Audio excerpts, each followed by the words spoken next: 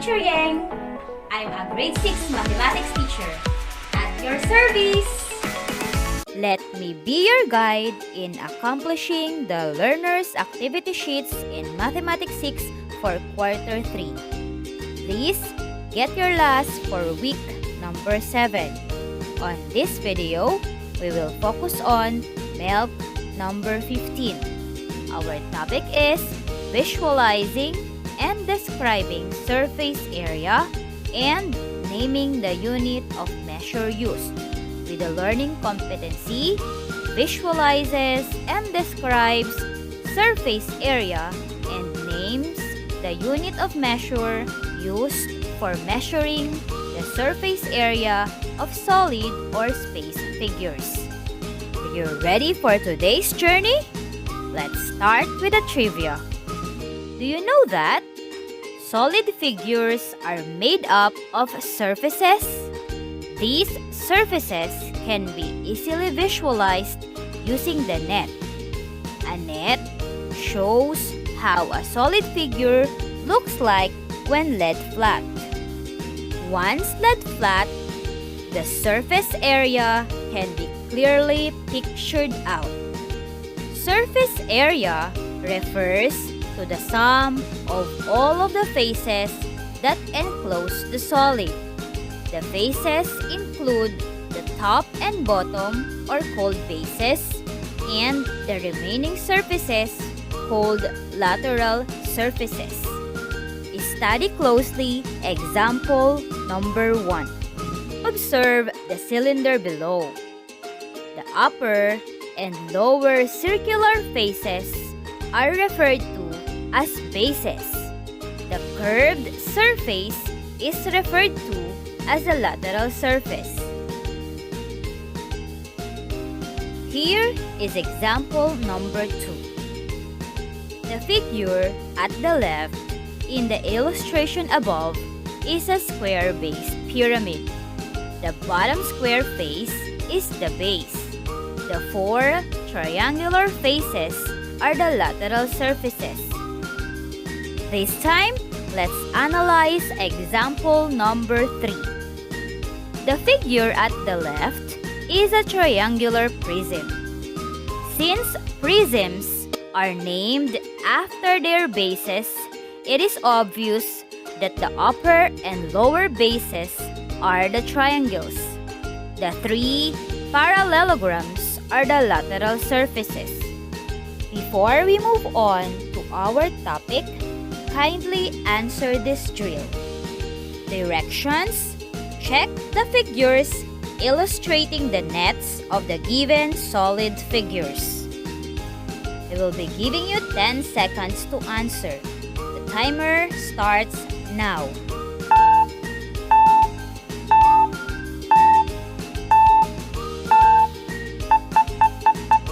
Time is up. Let's check. The given illustrations are the nets for the solid figures cylinder, cone, and cube. Therefore, all of the figures should be checked. Did you get them all right? Good job! Knowing that you are already familiar with how the nets of some solid figures look like, I am sure our lesson about surface area will be easier for you to understand. The surface area of solid figures are illustrated and described in the succeeding table. The table consists of 3 columns. The first column shows the solid or space figure. The second column displays the illustration of surface area using nets. And the third column contains the description of the surface area. Based on the first column of the table, the solid figure is a cube.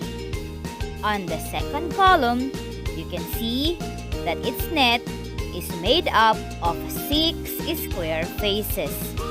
While on the third column, the surface area of the cube is described as the sum of all the areas of the 6 square faces in square units.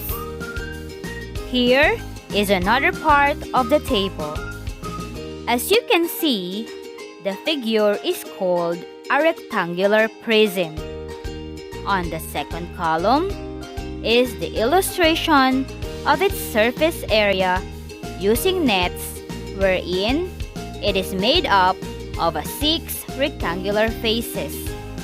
The surface area is described as the sum of all the areas of the 6 rectangular faces in square units. The next figure on the table is a square-based pyramid. Based on its net, it has a square base and 4 triangular faces.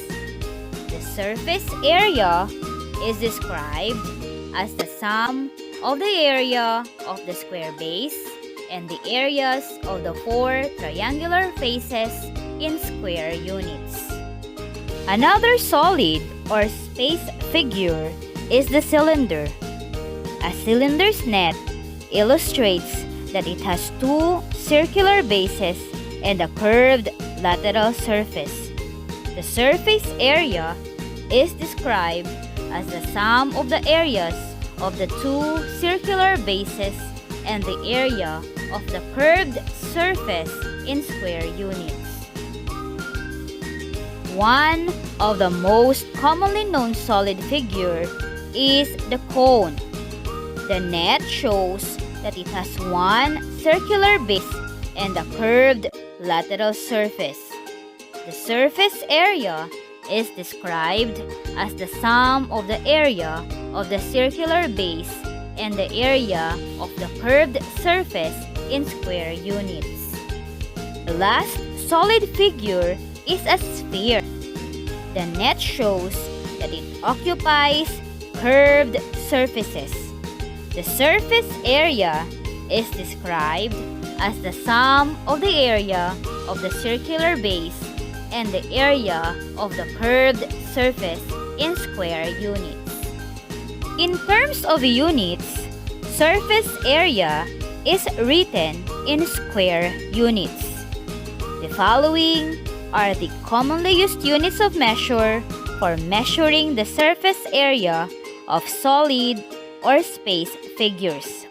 We have square meters, square decimeters, square centimeters, square millimeters, square kilometers, and square miles. Let us analyze some examples of solid or space figures with corresponding units. Here is example number 1. The figure at the right is another net for a cube. As you can see, each of the square face has an area of 25 square centimeters. Since the surface area, which is written using the symbol capital S and capital A, is the total of all the 6 faces, it can therefore be written that surface area is equal to 150 square centimeters. Take a look at example number 2. The figure at the right is a net for a cylinder.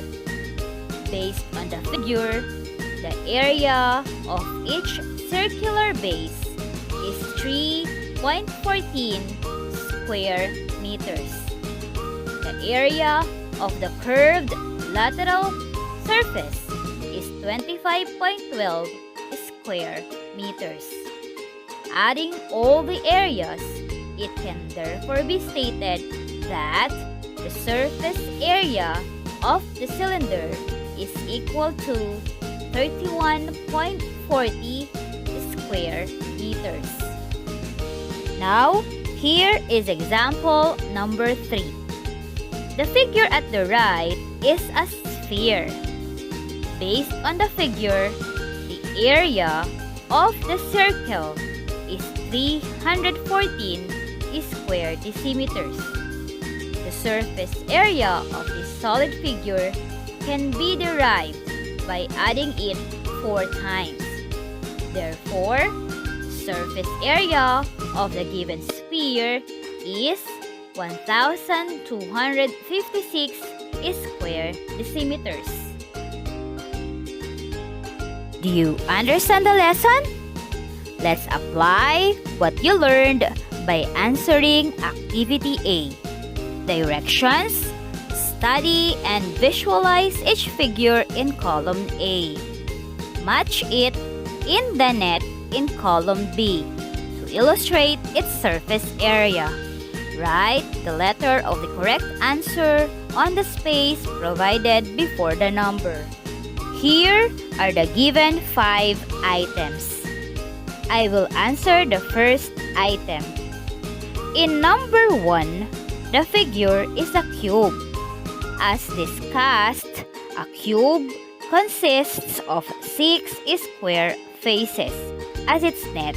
Therefore, the correct answer is letter E. Did you get the correct answer? Great job, kids! You may continue answering the remaining 4 items. I will give you 20 seconds to answer this activity. Your timer starts now.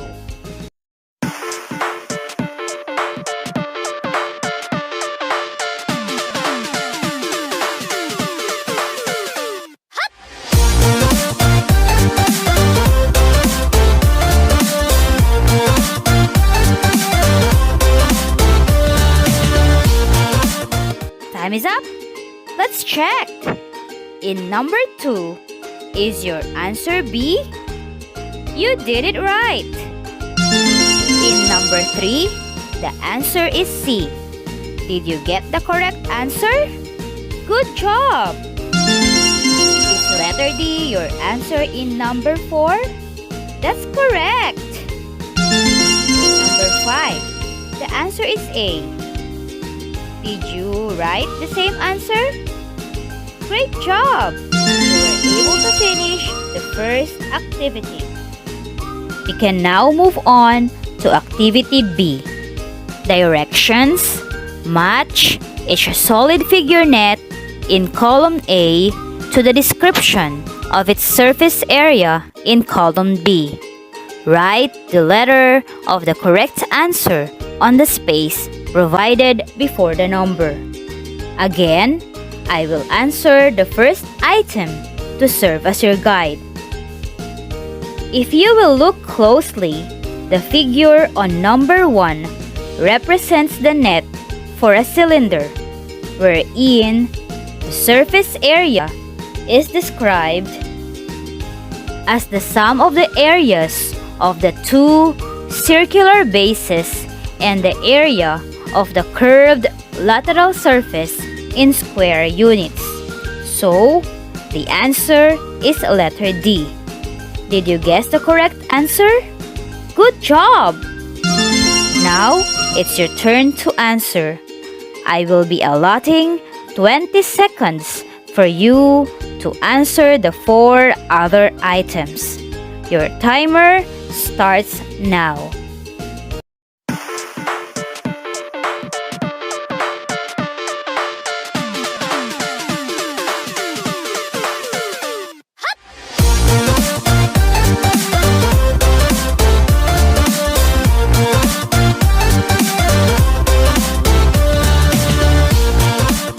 Are you done? Time is up. Let's check your answers. Number 2, is your answer letter C? That's correct. In number 3, is your answer B? That's awesome. Is letter E your answer in item 4? You're right. In number 5, the answer is A. Did you answer it correctly? You did a great job! You have fun answering the previous activities? Now, we are down to the last activity. Activity C, directions. Refer to solid figure 1 to answer the questions in items 1 to 5. For items 6 to 10, refer to solid figure 2. For a clearer view, on the left side of the screen, you will see solid figure 1. On the right side of your screen, you can see the solid figure 2. Same as before, I will answer the first item for you. Number 1. Based on the given measurements, what space figure is shown in solid figure 1? Let me show you again solid figure 1. This figure is a representation of a square-based pyramid. Did you get the correct answer? Good job! Now, you may continue answering numbers 2 to 5. Simply refer to solid figure 1. I will be giving you 50 seconds to answer. Your timer starts now.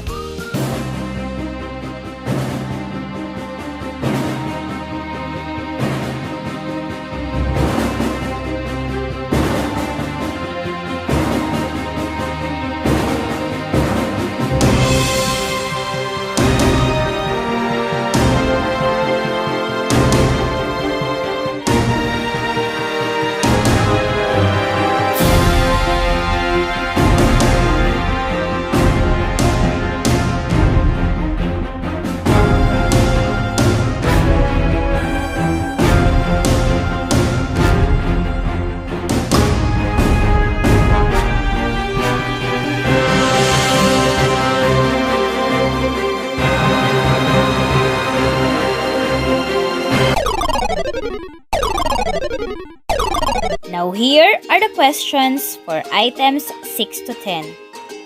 Simply refer to solid figure 2 at the right. You have another 50 seconds to answer. Your timer starts now.